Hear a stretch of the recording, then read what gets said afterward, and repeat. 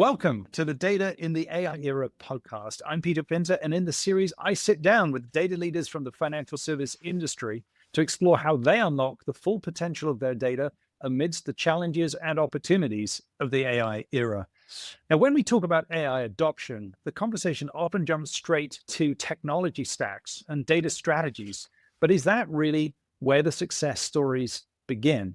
There's clearly more at play. There's leadership decisions, cultural acceptance, and how influence flows within an organization often determine how far AI initiatives go. Today, we're exploring how these human and organizational factors impact AI adoption and why some firms succeed while others stall out. Joining me today is Heidi Lanford, who has firsthand experience navigating these challenges. Heidi, it's great to have you with us here today. Why don't you introduce yourself? Thank you, Peter. It's great to be here. So I am, I would say, a reformed former Chief Data and Analytics Officer. In my most recent executive role, I was the first Chief Data Officer for Fitch Group, which is one of the big three credit ratings agencies. And I led a significant transformation there. Prior to that, I had a similar role building out the enterprise data analytics and AI capabilities for Red Hat software company. And right now I'm actually working with two other former chief data analytics and AI officers in a startup company that's called NavAlytix. And interestingly enough, we focus all about successful adoption of AI. Thank you, Heidi. Heidi, you and I have known each other for a while, and I love the way that you describe yourself as a reformed chief data officer. I think that was the term you used. Why reformed? Tell us that. It's been an interesting journey. I've been in the field of data and analytics my entire career. It's something I've been incredibly passionate about from my first job out of university. And I have seen similar struggles regarding adoption, even though technology has gotten easier to use, much more prolific. Data has gotten demonstrably more voluminous and even better in quality. And still, this same struggle that I saw decades ago when I first started my career in terms of how people take those insights that are created from, you can call it basic analytics, you can call it advanced machine learning models or AI or anything coming from LLMs. And getting it over that hump has always been the most challenging and difficult thing. And that's really where success counts and starts getting measured. And so as I've gone through this journey and seen these similar challenges, I've been looking at the problem differently. I'd say earlier on in my career, it was, as it probably should have been, focused on delivering something that was timely and accurate. As I went into probably the middle of my career, it was all about alignment to strategy and doing things that, while seemingly may not initially feel like they're the most impactful, they are the most impactful given other objectives of the company. And so now it's all about trying to crack that nut and making that successful implementation statistic go from 20% to 80%. And lots of studies show even today that AI and analytics and data successes, whether they're transformations or projects that are supposed to make an impact, they're only successful or achieving the ROI that they set out to be about 1/5 of the time. And that's a bad number, and we need to change that. It's a shockingly bad number. It's a terrible number. And actually, it maps very well to the discussion we're going to have today about generative AI in particular, because we've seen both incredible froth and excitement about the potential and the opportunity for generative AI. And at the same time, the reality being that less than 10% of organizations are seeing material business benefit that they can attribute. By business benefit, I mean impact to their EBITDA or top line growth metric, where recent surveys suggested it was just about 6%. That tells us that we've got a problem. And the traditional approach to adopting new technology is classically described as a crawl, walk, run approach. We put our toe in the water, we get comfortable with it, we expand from there. But there's a counter a viewpoint that I am seeing and hearing. It's not all about the technology, despite the fact that we're consumed by considerations of technology. It's much more about leadership influence, it's about cultural readiness, and it's about internal power dynamics. I wonder if that's something that you might reflect on for us and give some perspective on how you see the challenge of technology adoption and leading technology adoption, particularly in this new era of generative AI. I would say probably the reason that Gen AI number is even lower in terms of success than general analytics and AI transformations. Sometimes I think it's not the right technology or it's too much technology. In other words, do we really need that to solve this problem? Or is there something much more basic and simple that can actually solve the challenge that is being described? So that would be one. Another could be it's the wrong use case to focus on, and it's not necessarily aligned to where the organization is going to have the biggest impact. You might have a great internal champion that wants to do it and support it, and that kind of gets to a little bit of the crawl, walk, run, or what I would call the science experiments with the friendlies in the organization, which my peers in industry, a lot of I think what we were told in the past 10 years is that the way to be successful in this is find people internally who champion the use of data and AI in organizations. But anyway, the last one, and I think this is probably the most important, is a lack of shared incentives to get this done. And what I mean by that is that there is teeth, there are penalties in it. I know that's not like probably a great nice word to use, but it's a pretty serious word. And it's a contract. And so if an organization is going forward with AI or a Gen AI type of implementation, they need that contract. They need that North Star. That North Star has to be defined. Everyone needs to be marching towards it. It's part of your goals and objectives planning. It's part of your possibly compensation and bonus structure for teams or executives. I mean, that's what I mean by it's got some teeth. And in order for that to happen, it's not just, the CEO laying down an edict and saying this needs to be important to everybody. It takes an incredible amount of work. But I think things like strategic alignment and across the board sponsorship and support and true shared incentives, and we can certainly talk about some examples there if you'd like, Peter. I'd love to get into that because you've used the term contract, which I think is a really important concept for us here, because we have seen that generative AI is treated as a strategic initiative by many organizations in the financial services sector as well as elsewhere. And it often falls on the shoulders of one particular person in the organization, whether they're the AI czar, whether they have a formal title of chief AI officer, whether it is in fact the CDAO or CIO or CTO, but somebody is doing this kind of mandate to say, what is our strategy? How are we going to adopt AI? How are we going to make it work? And frankly, Heidi, it reminds me of that time roughly 20 to 30 years ago, where digital transformation was the technology du jour, and it became similarly this kind of enterprise-wide edict. And frankly, there were those that succeeded and those that failed. As one who has been given that mandate in your role as a CDAO, and oftentimes working with business unit leaders, maybe their front office organizations within the enterprise, who have their focus around driving their business with the tools and technologies that they have available to them today, it creates this tension, doesn't it? And so I love the fact that you've used the word North Star to talk about having shared goals and outcomes that everyone's aligned to, and a contract that says there's mutuality. We can provide something, you need to provide something, and together we can get it done. What is it that separates the winners and the losers in your experience, Heidi? The ones where you've seen it done well, can you share an example of that? And perhaps we're more familiar with the ones where it hasn't worked well. But what was key to the areas where you saw that success, that shared outcome, that mutual agreement, and it drove the outcomes that everybody wanted? What was the key? So a big part of it, when I've seen it be successful, is where the leader who has authority and budget control and priority control also has an appreciation and an understanding and can see the value in the work that the AI team is delivering.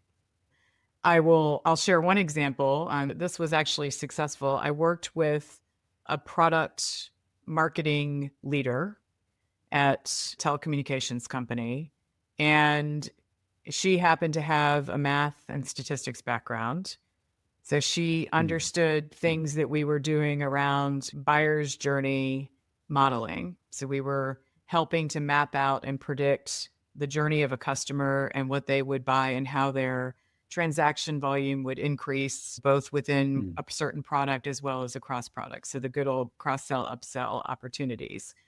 And we laid out these 4 or 5 buyer personas over a period of time and worked very closely with her team. And when we got into a meeting to train all of the folks in product marketing, she got up and said, I realize that this is actually this work that's being presented because there's 5 personas. And by the way, we're only going to focus on 3 of them.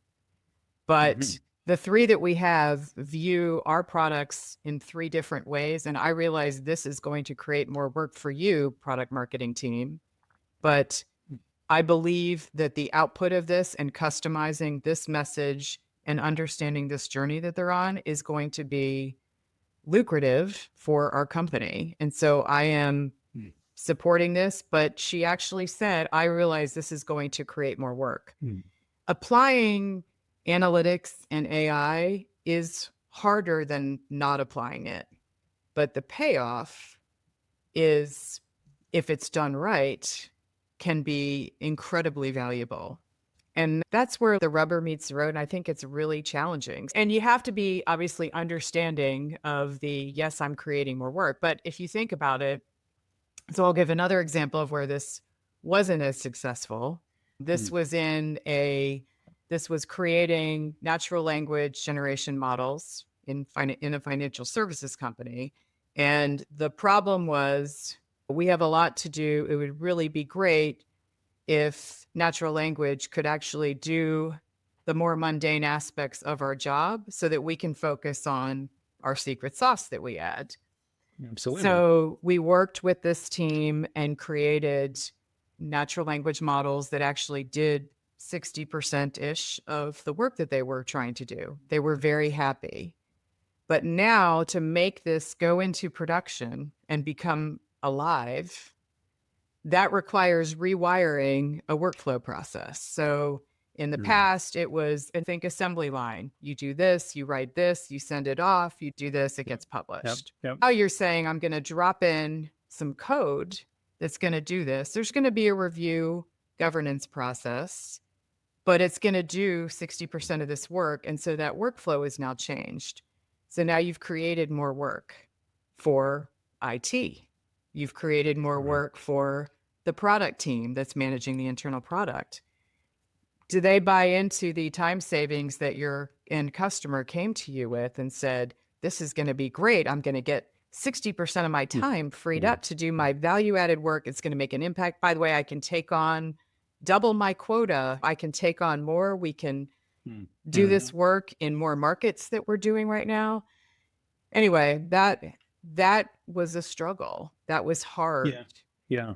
You said something very interesting there for me, which is that saving time, energy, resources in one part of the organization can create a burden on another part of the organization that's not the direct beneficiary. In fact, you've given kind of 2 examples there with the product marketing team who were required to support this new approach, this persona-led approach, which increased their workload for the benefit of the wider organization. And you just gave a second example there where the IT organization had to take on more work, possibly for a short time. It seems like during the implementation phase, there would be more work created. But in both cases, those resources are not necessarily under the authority of either of the 2 parties or 3 parties or however many parties there are involved. But at least if I think about it as the business user who really doesn't control IT investment or resourcing, right, and then the CDAO who might not directly control those resources either, puts them in an impossible position, doesn't it? What's the way that you've seen that resolved successfully? How should one approach that problem as a CDAO or a CIO or CTO, or even as a business unit lead? Because you're not necessarily in control of all the resources. What are your thoughts on that, Heidi? In the cases where I think it did go well, there were people who had the background and really understood the value, and they were willing to bet on the short-term pain and extra work for the longer-term gain. Another example of one that you and I have been close to is putting someone who has that background and giving them a little bit more influence and authority over how investments are going to be made in that particular area. Now, that person, data and analytics leaders, if they have a good orientation of aspects of the business, let's say like sales and marketing or in a supply chain or financial analyst type prior role, and they can come in and have a little bit greater sphere of influence over how those decisions are made. I think one time when I felt very empowered and got successful results was when I was able to lead a sales operations organization and bringing all of my analytical chops with me to that role. We had limited budget. We had a very short amount of time to make a significant impact. And so that became like a forcing function almost to sometimes dire situations can also speed up the adoption process. And that's always been like, honestly, a frustrating thing as a data and analytics leader, because in some cases, going into an organization that really needs some help is great because you can help them.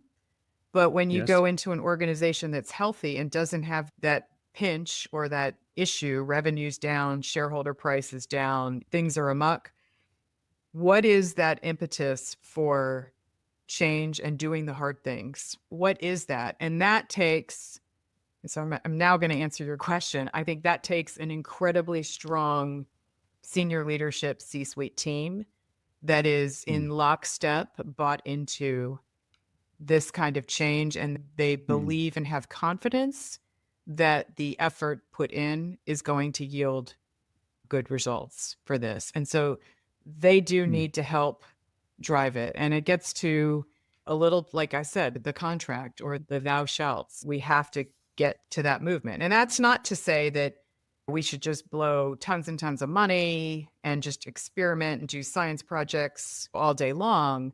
They have to be absolutely aligned and agreed upon to what the business wants to do going forward. But once you get that alignment and you agree that this is the investment we're going to make, the contract for adoption has to be there. Heidi, you've think that was very well articulated. And what went through my mind was how important it is that there's alignment across the leadership team at the some senior levels, because there is, a situation that we're describing where we maybe in our roles might think that this technology is going to be game changing for the company. And indeed, we may also be very conscious that if we don't do something about it, and our competitors do, we will be disadvantaged in the marketplace. And that competitive threat, that issue is one of the drivers for change that we see, obviously, across many organizations. And complacency is rarely a good decision, and but it's the default. It's a default. If it's, I'm not quite sure if it's worth the effort. I don't know if I'm going to get the results. I don't know if it's just a wave of hype. And so what goes through my mind is that the relationship between the CDAO and the CEO is potentially a very important relationship in this context, because we're talking here about cultural change in some cases, adopting this technology in ways that we never have before. It changes the way people do work. That has huge implications. It's a situation where we are requiring trust in the organization and a belief that these painful changes will be worthwhile. We've got to be able to disrupt what we're currently doing in order to make it new. And unless there's a crisis in the part of the organization that invites change, that has to be led from the top. Tell me more about your experience of working with the most senior leaders in your organization What sort of relationship can the CDAO expect to build or hope to build at the CEO level? Recognizing, as I said earlier, often the mandate is coming down, but is the cost of that mandate actually understood by the person that's handing it down? Can you tell us a little bit more about that, how that's worked for you in terms of impacting and driving that cultural shift and overcoming resistance by leveraging other sources of power in the organization? Yeah, so it's interesting. There's lots of talk about where CDAOs should report into in order Mm. to change the dynamic of this adoption cycle that we've seen. Also, CDOs have a short tenure. It's interesting. I think we might even be lower than the CMO tenure. Course, that's not a competition we want to win. No, it's according to the last study I read, it's like 2.5 years is the average tenure of a chief Mhm. data Mhm. officer or chief data and analytics officer. So in my roles, I have reported into the CIO, I've reported to a COO, CFO, and CEO, and What a diversity. a little bit of diversity. I don't want to paint an extreme picture of one's better than the other, but a lot of it depends on the organization that you're in and the sphere of influence that leader may have in transformation and seeking out what kind of, I hate to use this word, but it's almost like political capital that leader has. Mm. What aspects of transforming the business is under their remit? And are you coming into a truly transformational, disruptive role or a somewhat transformational, but shifting into an operational role? Mm. All of the roles that I have been in have been transformational. And so they're highly disruptive.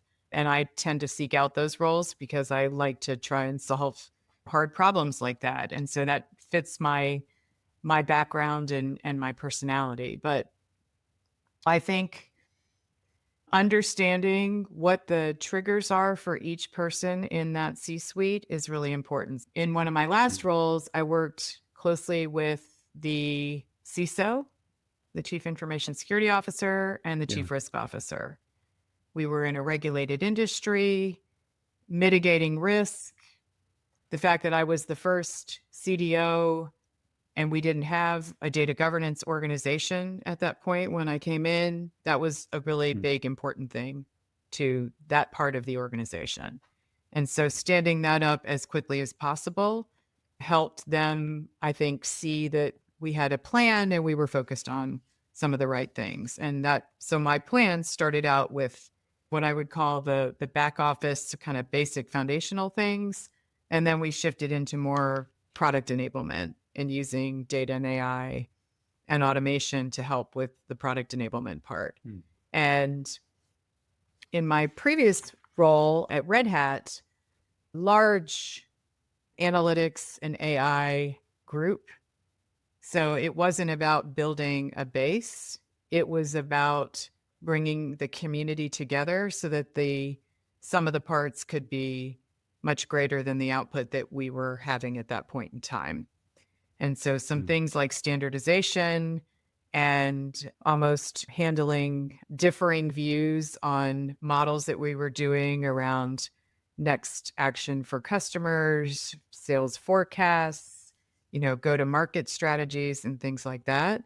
And so those relationships were really along the lines of the sales leaders and then the community, like honestly, the practitioners and building those relationships out there Mm. because they had so much influence in the company. And so it really depends on where you're at. But one of the biggest things, I think, even if you're looking for a position in a company, is to ascertain very quickly upfront what are the pain points and what is motivating or not motivating that potential Yeah. change, because then you'll know what you're walking into and you can Very be wise. prepared. Very wise. And I think a former boss of mine said to me, Peter, whenever you're changing jobs, you want to hire the best boss you can. And I've thought about that quite a bit as I have changed jobs through my career. And it's okay, yeah, what does the best boss look like for me? And I was thinking about your statement that you'd worked for many different roles, senior leaders in different roles within organizations.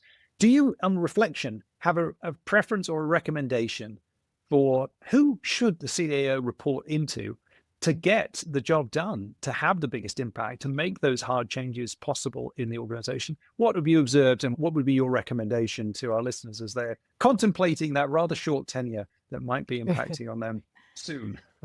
So so it could depend on your background and what types of AI and data work you enjoy. I do believe a chief operating officer that has responsibility for business transformation is a great place to report into, because they generally are empowered to make some things happen in that regard. And in many cases, sometimes COOs have the financial organization reporting into them. And so that's where you can get those little contractual metrics disseminated, and that can really help with that sort of true shared incentives that I'm a huge advocate for. A CEO is a great place as well, because you're one down from the top and you can then help influence the agenda at the C-suite level, but make sure that they also have time for you and can help grease the skids, as they say. And sometimes they have a lot of responsibilities reporting into the board, shareholders, all of the other C-suite executives that report into them. And that can be challenging. I would say an area that I'm not a fan of is technology, whether it's a CTO or a CIO. And I say that not because I don't like a CIO or a CTO. They have to be one of your most important partners, because a lot of the hard work, the rewiring that we were talking about earlier, you're dependent on them and their resources to help make that happen. And so you want to be very close with them. You have a close, it's like a Batman Robin type relationship. You're in the front seat of the car and you're helping to move things forward. But the reason I don't think that is the best spot is the way that data and analytics and AI folks think about information and data that's used for building models. It's very different than how most people who are coming up from technology think and view. And that's okay, because we need both of those skills. But I've spent my career early on as a data scientist. And while I cared about who had access to the data that I was using for building models and how quickly the code that I wrote was running, those are things that the IT organization should care about, and they do care about. I think about very different things in data, like the quality of that data and what happens if I have too many missing values. Can I do some imputation to do that? Is my sample size big enough? When do I need to start looking at this model again? Not just did the model run in less than 5 seconds? And there's lots of examples, but it's just the way we think about data. It's just different. And that, I believe, is why this role of a chief data officer evolved. It wasn't because of the failings of another organization. It was, we recognize that this is a truly unique thing. It's very specialized. Data is overcoming all parts of organizations now, and we need a career path. We need people who are just focused on that, and the way that they think and process is different. Yeah, I think we would resonate very strongly with that as a company. In my intro, we called this the Data Leaders in the AI Era podcast for the very good reason that we believe that there is no AI without data. And it's often overlooked. There's an assumption being made about the data environment that makes it appear that one can simply overlay AI on top. And in practice, when we get down to it, many of our AI projects have dependencies in data that we don't initially anticipate or recognize because we've not tried to use the data in that particular way before. So I think you're on an extremely important part here, which is the data is a discipline in its own right. And it's becoming more and more important to organizations, which is what is elevating the role of the CDO and the CDAO, who's trying to unlock the value of that data and apply it in the business. And as I'm thinking about this issue of domain expertise, that leads naturally to a consideration around how decentralized or centralized should that domain expertise be in the organization. And typically, when we see new innovation occurring, it happens in pockets at first and then becomes standardized across the business as a whole. And one of the things that we observe in our capital markets clients is that AI is often held at a central level from the perspective of defining policies and strategies and ensuring that it's used appropriately across the organization. But it can come across to the front office users as something of a gatekeeping function rather than an enabling function. And I wanted to ask you as to what you've seen and what your thoughts are around how these centralized teams, typically the chief anything is centralized in this Mhm. context. How do you bring the creativity and the value creation components to bear and not just ensure that people are keeping the rules and not going off piste, Yeah. as it were? I think my thinking on this has evolved significantly over the past 10 years. I probably went into this thinking this is a very specialized area. We should keep those people together. They should be this central team, and Mm, people should come in and bring their requests in, and we will get work done. It will be in a consistent manner. The data will be consistent. The output will be consistent. It will have the right mm, quality controls, etc. As time has gone on, a couple of things. The number of those requests has grown, which is great. That's an increase in mm, adoption. The skill levels of people coming out of university has also increased tremendously, and I think it's only increasing more. So one of the things that I do as a little side gig is I'm on the board for the University of Virginia's School of Data Science. I've been on that board for the past 10 years, and I've seen it go from an institute to now we offer a minor, a bachelor's, a master's, and a PhD in data mm, science. And it's fantastic. And things like data visualization are becoming courses in high school even, which is mm, another great thing. So I say this in that there are more folks who are becoming data literate. So data literacy is a key factor in driving this. And then I also reflected personally on, I think in a lot of roles pre my executive days, I became known as the shadow IT person. So if I needed to do yes, work for, say, a marketing operations leader, I would figure out a way to get my hands on that data despite IT wanting to give me like aggregated data or things like that. And so I became adept at figuring out how to do that. And then you think, if I am now a step removed from IT doing this same sort of command mm, and control thing, all of this shadow analytics is going to happen because I'm not able to get things done fast enough. Over probably the past, I would say 10 years, I've really changed my view on this. And I mm, believe a lean central organization that does the governance stuff, standardizes the tools that you're using and some of the data, but the way that you can become not just the back office function keeping the lights on is looking mm, for opportunities of synergy across all of those different pockets of AI folks and data science mm, folks. And sometimes technology platforms can actually enable that. So when you see a team doing something over in customer support and customer care, and there's some really interesting data that they had that could be used by the sales organization, mm, you're the person that can then make that connection and bring those folks together and make mm, the output even more powerful. And that to me is really where the CDAO's role should be, is looking for those synergistic opportunities in mm, addition to the basic block and tackling and making sure people have the tools. So one of the analogies I like to use is it's like you're the head chef in the kitchen. mm, You've got lots of sous chefs. Those sous chefs probably want to go get their own restaurant one day, and you're going to be happy that you're going to enable them to do that.